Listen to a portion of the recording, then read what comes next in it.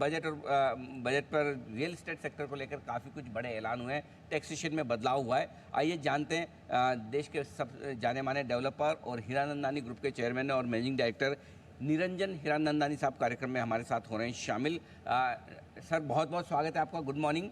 सबसे पहले जो सर नमस्कार, तो जो टैक्सेशन के नियमों में बदलाव किया गया है, इसे कैसे समझा जाए सर, रियल एस्टेट इन्वेस्टर्स के लिए और डेवलपर्स के लिए दोनों, मेरे जैसे इन्वेस्टर के लिए, आप जैसे डेवलपर के लिए, दोनों के लिए पॉजिटिव है या नेगेटिव?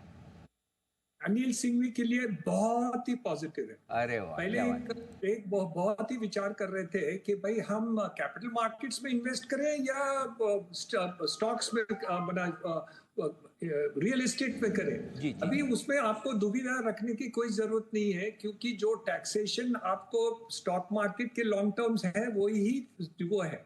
आपके पास प्रॉपर्टी 2000 के पहले था और वो आप बेचना चाहते हैं, हेरिटेज प्रॉपर्टीज, तो उसमें एक टैक्स ज्यादा लग रहा है, क्योंकि आपको उसका रीवैल्यूएशन की वैल्यू आपको डिडक्शन नहीं मिल रही है। वो हेरिटेज प्रॉपर्टीज की बात हो गई या है। नंबर 2, जो पहले रीसेल करके नया घर लेते तो उसका तो अभी भी बेनिफिट कंटिन्यू हो रहा है, तो उसमें कोई चिंता नहीं है। इन्वेस्टर के लिए जो हुआ है बहुत ही बढ़िया हो गया है, और 8.5% उनको टैक्स कम भरना पड़ रहा है, और बहुत ही बड़ी बेनिफिट है। आज इन्वेस्टर्स लोग जो कैपिटल मार्केट में करते हैं, आज रियल एस्टेट में देख के वही फायदा। एक फर्क है, कैपिटल मार्केट्स की लॉन्ग टर्म कैपिटल गेन में करने के लिए 1 साल है, और रियल एस्टेट में आपको मिनिमम इन्वेस्टमेंट 2 साल करनी पड़ती है to get the benefit of long term capital gain time. So ये दोनों बेनिफिट रियल एस्टेट में आ गया है, और बहुत it is a very very big benefit. हम 10 साल से ये मांग रहे हैं जी, तो ये आज मिलके हमें तो बहुत खुशी होनी चाहिए और खुशी मनानी चाहिए। शेयर बेचो, प्रॉपर्टी खरीदो, निरंजन सर कह रहे हैं कि बिल्कुल बहुत अट्रैक्टिव इन्वेस्टमेंट। नहीं, दोनों करिए, दोनों करिए सर। आपके वाले इन्वेस्टमेंट में ना पैसे बहुत ज्यादा लगते हैं सर, हमारा तो छोटा छोटे से हो जाता है, लेकिन इक्विटी में ऐसी बात नहीं है। इन्वेस्टर आज की तारीख में लाखों के संख्या में ये सोच रहे थे कि सिर्फ कैपिटल मार्केट्स में इन्वेस्टमेंट कर सकते हैं, क्योंकि ये long term capital gains tax ज्यादा था और बेनिफिट अपने स्टॉक मार्केट में है। तो मेरे अंदाज से ये अभी दुविधा रहेगी, हम यहाँ करें या यहाँ करें, जिसके पास वैसे पैसे हैं जो फ्लैट में भी खरीद सके। सर, रियल एस्टेट पूरे सेक्टर के लिए और डेवलपर्स के लिए क्या कुछ इस बजट में बदला है? मेन कैपिटल गेन्स टैक्स का जो बात है वही है।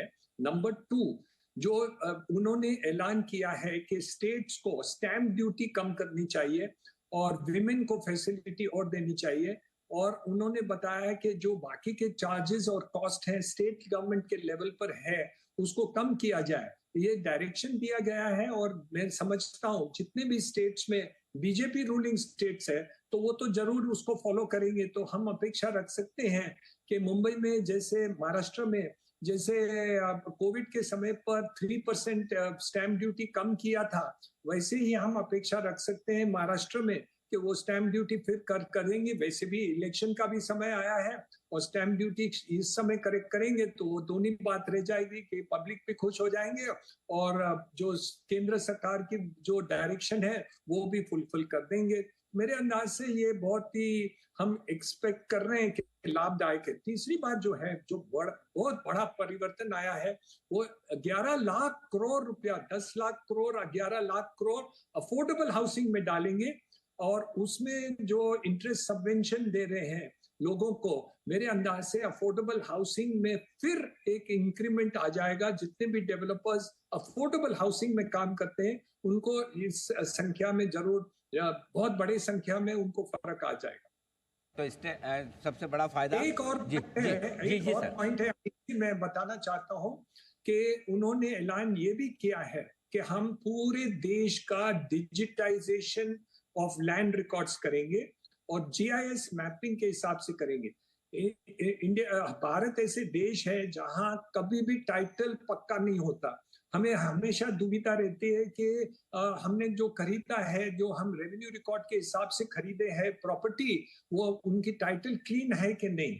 अब केंद्र सरकार पूरे देश में डिजिटाइजेशन ऑफ लैंड रिकॉर्ड्स और जीआईएस मैपिंग कर रहे हैं, तो हर एक का राइट वो डॉक्यूमेंट पर आ जाएगा और वो डॉक्यूमेंट के हिसाब से आप खरीदी करेंगे तो आपको कभी भी ये शंका नहीं होगा कि डाउट नहीं होगा कि हमें टाइटल क्लीन मिल रहा है। नहीं, ये बहुत ही बड़ी बात है, क्योंकि आज के तारीख में जितने भी इन्वेस्टर्स करते हैं, स्पेशली एनआरआई इन्वेस्टर्स करते हैं, जमीनों में इन्वेस्ट करते हैं, तो उनको एक डर रहता है कि ये टाइटल क्लीन हो जाएगा कि नहीं, और कल उठ के कोई क्लेम करे तो फिर क्या होगा।